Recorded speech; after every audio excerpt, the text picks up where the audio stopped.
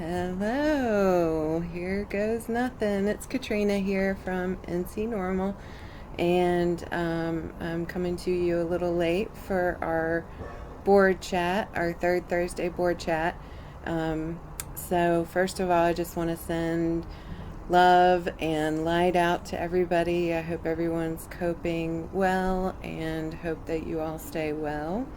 And we were just scrambling and trying to figure out how to get some updates out to you. So this is going to be a solo board chat. Sorry, I'm toggling here between my camera, and I'm going to try sharing my screen as well. So please forgive me, and if you're technically savvy, please get in touch with us. We can always use some help. So what I wanted to talk to you guys about today was just sort of where things are right now with NC Normal. We've been continuing to work on our strategic planning, which you've heard about. So I'm going to share some more details with that, give you a sneak peek. But before I do that, I just wanted to quickly recap about sorry, I'm going to go back to my camera here. It keeps switching for some reason. So we had a great cannabis conversation in Chapel Hill last month. If you haven't seen it, it is available on Facebook for you to replay. And so definitely check it out. It was informative. We learned we have allies across the political spectrum, and it was a great conversation with some of the candidates. And I also wanted to share with you, you may remember we mentioned that we sent out a questionnaire to all the candidates. So I am going to share with you the results. We had, several dozen responses, so that was good, but we can definitely do better, and we hope to do better in the future. But we learned quite a bit. So I think I'm sharing my screen with you. Nope, I'm not. So let me share the screen of the data here that we have. So you can see we got 60 responses. It was just a quick 5-question questionnaire to kind of gauge opinions and also educate a little bit. You'll see on the wording, it's meant to give them some information as well. So the first question was, do you support prohibiting access to under 21? And quite a few people said no, just based on the fact that they felt it should be lower, like 18 years old. So that was interesting, and you could see lots of support there anyway. And then we broached the opioid epidemic question as well. Tons of support for legalization. Sorry, I wish that whole question was here. But anyway, yeah, we can figure out a way to publish these questions out to you guys, because it's pretty interesting, and it does link to source for the data. This one was, I think, a question about decriminalization. Lots of support there, and reinforcing the lower addiction rates with cannabis compared to other things, and kind of dispelling the gateway myth. But you can see lots of support here, and we do plan to continue doing this to gauge where our people running for office stand on these things. So it was an interesting exercise, and we'll definitely get that out on the website for you to peruse at your leisure. So let me just go back here and talk quickly about our campaign for hashtag my NC Cannabis Story. And this is really, I'm going to show you here on the website, and I'll put this link in the comments a little bit later so you can get to it. But this is just helpful information. If you can share with us why cannabis legalization is important to you, we're collecting videos and written stories. We want them to be anonymous, and brief. And it's really just to talk about get one idea across. You can send more than one video or letter, but basically we know that personal stories really tend to change opinions about many issues. And so what we want to do is start to collect a bunch of these personal stories and be able to share them with candidates or other elected officials on an ongoing basis. So if you have the opportunity or if you need help, just you can send us a story directly, or you can reach out to us through the email info@ncnormal.org, and we can help you craft and refine your story if you'd like as well. But out here you can see some additional details about how to do that. So yeah, it would be great to hear from you guys. And let's see. Okay, so the other thing I wanted to mention is if you will check out our resources page on the website, ncnormal.org/resources, we have 4 brand new fact sheets here that our legislative and education committee's been working hard on, just pulling together some helpful research in a concise way that speaks to the things that North Carolina legislators would be more in tune with. So just take a look at these and print them out. It's a good source for information. And we'll come back and we're going to be doing some training soon, as you'll see on our strategic plan. So no need to do anything right now, but we will get you all set and ready to put these to good use.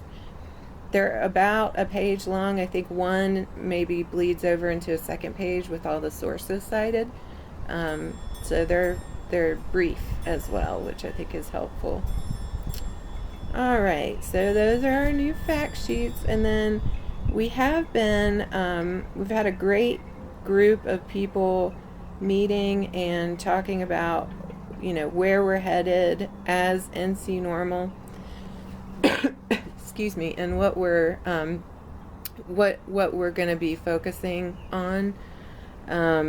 So we've been meeting, strategic planning, for those who have done it before. It can get tedious, but our team was really great and worked together and came together multiple times so that we could come up with a plan that we're really confident and comfortable with.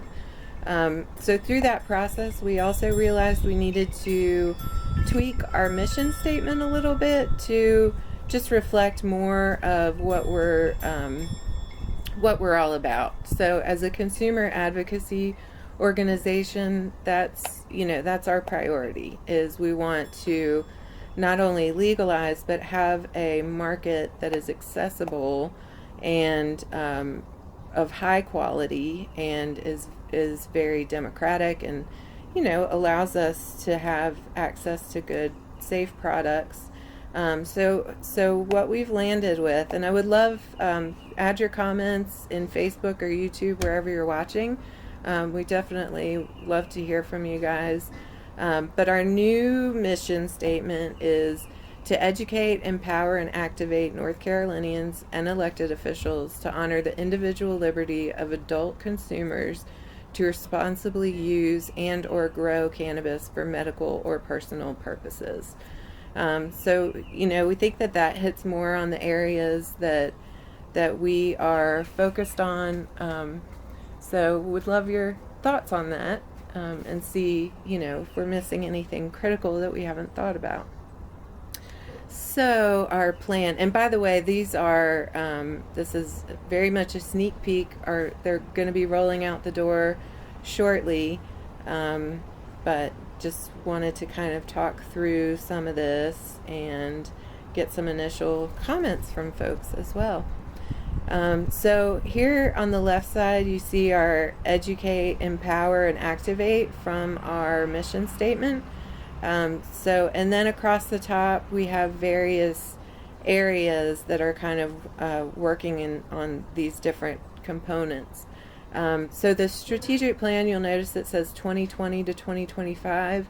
Realistic time frames we've been learning are, several years to try to get major legislation through a state governing body. So we're focused on doing some very important things this year and completing them, but we're also looking several years out so that we can have this plan and stick to it and really focus on these things that are going to be the highest impact to accomplish our goals. So some of the things that we've got here, we have a communications committee that has been working on this stuff, and we've got our website up and running. Certainly we can always improve upon it, but there's more content out there now than we've had in a very long time. Empower, we send out these updates each week to try to just give little bits of information and then a suggestion for an action or something to learn more about. So that's kind of our way to keep all the people who care about this issue up to date on what's happening, and also just different ways to engage with it. And then activate. Obviously, we'll send out action requests as we've done before, looking at petitions or other things. One thing to be on the lookout for is we are looking to try to get everyone's county so that we can reach out to you in a very targeted way with specifics for your legislators. So be on the lookout for more information on how to make sure that we have your county so that we can get in touch with you about stuff going on in your area or with your specific lawmakers. Okay, so then moving over to legislative and education, there's the fact sheets to help educate, and there's going to be more of those coming. We just have the first 4 out. And then there will be that advocacy training, which will help you learn how to use the fact sheets, how to best use them, and also help build everyone's confidence in contacting lawmakers. And so much more to come on that as well. And then the activation is really, we're going to have constituents meeting with lawmakers. So, of course, supporting you every step of the way.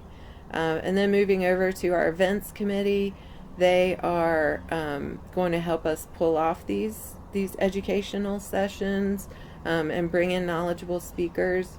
Empower, they're going to be helping us grow our membership and, again, get more information about you guys so that we can communicate in a more targeted way. And then we'll have fundraisers and event sponsorship opportunities as well. And then over with the membership committee, continuously respond to the political climate and what resources are needed for our membership, and hopefully hear from you guys about what else you need. And then Empower is just encouraging you to find your voice and how to do things like you're sharing your My NC Cannabis Story, or helping you feel comfortable with having good conversations with elected officials of all types, not just at the General Assembly necessarily. And then activate, of course, hopefully as people are able, being able to invest in this plan so that we can fund it. So that's kind of the big picture, and then we'll be measuring our progress along the way. We'll have ongoing reports to see how we're tracking. We've set specific number goals for the different things that we are going to be monitoring